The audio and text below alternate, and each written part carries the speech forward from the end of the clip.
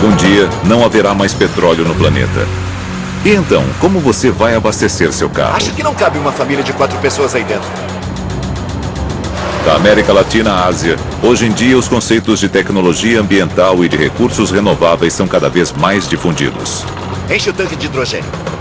Nos Estados Unidos, a energia solar é a mais nova tendência. É um café da manhã solar? Hoje nem tanto, não tem sol. A China constrói casas com material reciclável. A Europa obtém eletricidade por meio da energia eólica. E o Brasil abastece seus carros com o etanol extraído da cana-de-açúcar. Os combustíveis renováveis vão ter um grande papel a desempenhar na economia mundial. Desafios são superados e inovações de engenharia e tecnologia são desenvolvidas em todo o mundo. Tudo para descobrir soluções que possam nos livrar do vício em petróleo. Vantagens que um utilitário deve ter. Este é o maior, mais espaçoso e confortável. Thomas Friedman é colunista do jornal The New York Times e 3 vezes ganhador do prêmio Pulitzer. Sua mais nova missão é descobrir como os Estados Unidos encaram a batalha internacional pela busca da energia. Eu vim visitar a feira anual de automóveis de Detroit porque no cerne de nossa crise energética está o consumo exagerado de gasolina. 97% dos meios de transporte do país dependem do petróleo. 230 milhões de veículos nas estradas norte-americanas queimam mais de 55% do petróleo consumido e emitem quase 1/3 dos gases poluentes que lançamos à atmosfera por ano. E quando o assunto é potência, É claro que nem todos os carros são iguais. Seu carro favorito? O Hummer da GM roda pouco mais de 4 km por litro. Perguntei ao diretor da General Motors, Rick Wagoner, por que eles ainda fabricam o Hummer, já que ele é um carro que precisa parar toda hora para abastecer. Fabricamos aquilo que o mercado pede, tentamos prever o que o mercado vai pedir. O que nunca conseguimos, e eu desconfio que nunca vamos conseguir, é desenvolver um determinado carro e convencer as pessoas a comprar. Com a gasolina cara do jeito que é, as pessoas estão comprando mais carros híbridos. As vendas de híbridos aumentaram em mais de 140% de 2004 a 2005. Um carro híbrido tem um motor elétrico que fornece potência adicional ao motor a gasolina, reduzindo consideravelmente o consumo de combustível. O motor elétrico fica conectado a uma bateria que recarrega quando o motorista diminui a velocidade ou pisa nos freios. Um carro que faz 10 km por litro pode chegar a render de 100 a 120, poluindo muito menos. Todas as montadoras americanas estão aderindo a essa tendência, como a GM, com seu novo híbrido Saturn. Pode fazer de 65 a 77 quilômetros na estrada, o que nos orgulha muito. Mas os japoneses estão mais avançados. Isso é o que a gente tem. Tanto a GM quanto a Ford estão fechando fábricas e demitindo milhares de funcionários, mas a Toyota teve o melhor ano de sua história. Em parte por causa do aumento nas vendas de híbridos. Henry Ford deve estar se revirando no túmulo. Os carros do futuro estavam no andar de baixo, mas a maioria era pouco convincente. Acho que não cabe uma família de 4 pessoas aí dentro. Imagino que se continuarmos nesse ritmo, ainda vamos demorar muito para nos livrar do petróleo.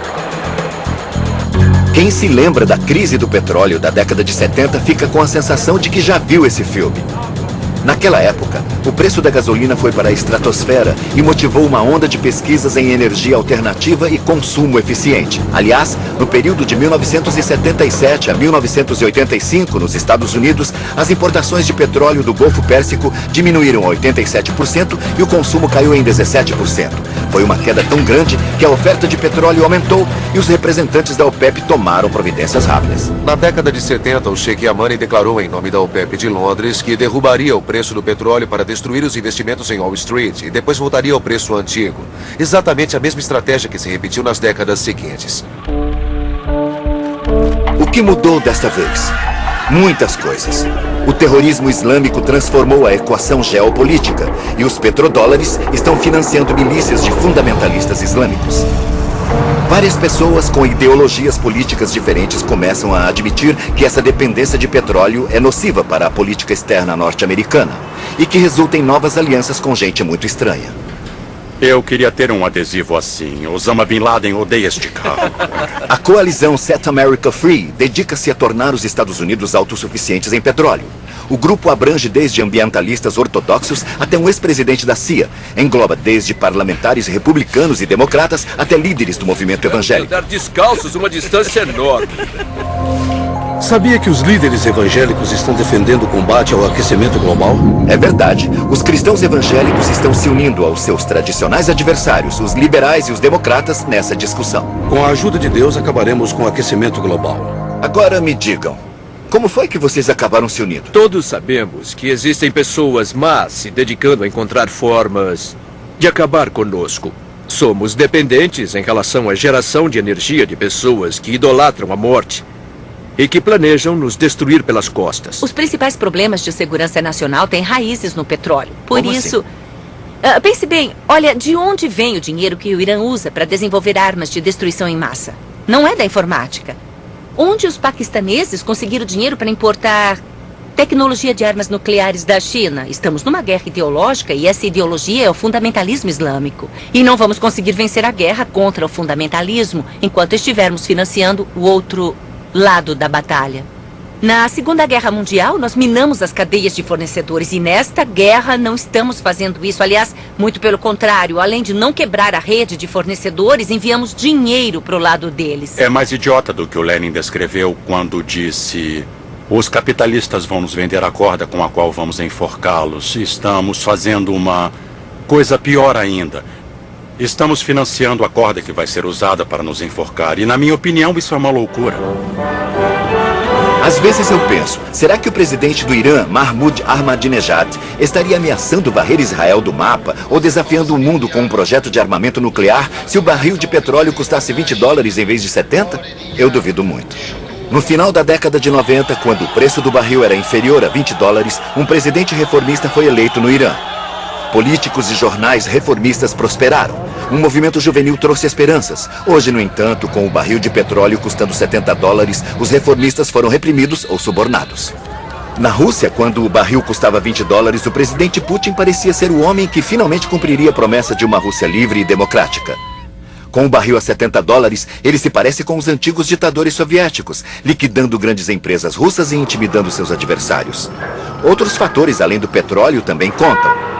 Mas será coincidência que o primeiro país do Golfo Pérsico onde o petróleo está se esgotando, o Bahrein, é também o primeiro a realizar eleições diretas onde as mulheres têm direito ao voto e também concorrem a cargos públicos? A necessidade de buscar alternativas ao petróleo já é um ponto pacífico. Queremos convencer as pessoas de que todos sairão ganhando com isso. É bom para o meio ambiente, é bom para a segurança nacional, é bom para a economia, é bom para o futuro dos nossos filhos e, por incrível que pareça, também é bom para o futuro dos povos no Oriente Médio. Por quê?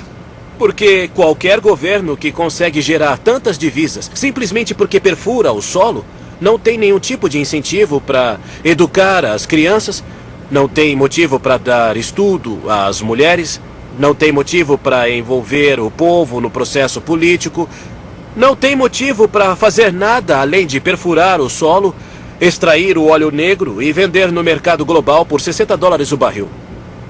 É uma vida cômoda, cheia de belos palácios. A coalizão Set America Free está tentando redefinir uma política energética realista para os Estados Unidos. O antigo realismo, repetido à exaustão por políticos defensores do petróleo, considerava ingênua a crença de que fontes alternativas de energia fariam diferença. Por enquanto, precisamos aceitar os fatos como eles são. E a realidade é que os combustíveis fósseis suprem praticamente 100% da nossa demanda no transporte. Nos próximos anos, essa realidade não vai mudar. Ledo engano. Um exemplo clássico do pensamento pré-11 de setembro. O novo realismo diz que é inevitável pensar em alternativas para os combustíveis fósseis.